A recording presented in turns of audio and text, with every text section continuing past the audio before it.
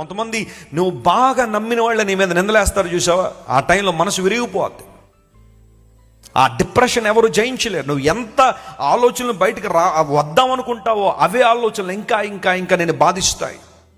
ఆ మనుషులు వేసే నిందలు బయట వాళ్ళు ఎవరో తెలియని వాళ్ళు మాట్లాడారంటే పర్లేదు, కానీ కొన్నిసార్లు మన చుట్టూ ఉన్న వాళ్ళే తప్పుగా మాట్లాడతారు చూసా, లేకపోతే చుట్టూ ఉన్న వాళ్ళే నీ క్యారెక్టర్ని బ్యాడ్ చేస్తారు చూసావా, అప్పుడు మనసు సహించదు, భోజనం చేయాలనిపించదు, నిద్ర పట్టదు. ఏ పని చేస్తున్నా ఒక మైండ్ ఒక సగభాగం దాని గురించి ఆలోచన చేస్తున్నట్టుగా, నేను ఇంత మేలు చేశానే, ఇంత ఇంత అద్భుతంగా వారిని ప్రేమించానే, ఇంత అద్భుతంగా వారితో ఉన్నానే, నా మీద ఎందుకు ఇలా నా భావ నా బాధ మనిషిని తినేస్తా ఉంటుంది, క్యాన్సర్ తినేసినట్టుగా. Are you going through that situation today? వీళ్ళకి డిప్రెషన్ ఉంటుందా అని అనిపిస్తుంది కొంతమందిని చూస్తే, but depression is real. Yesu Kristu ప్రభు దగ్గరే నీకు విలువ కట్టబడింది. నీ ప్రాణానికి విలువ ఉంది. ఇక్కడ లోకంలో ఎక్కడ నీకు విలువ లేదు.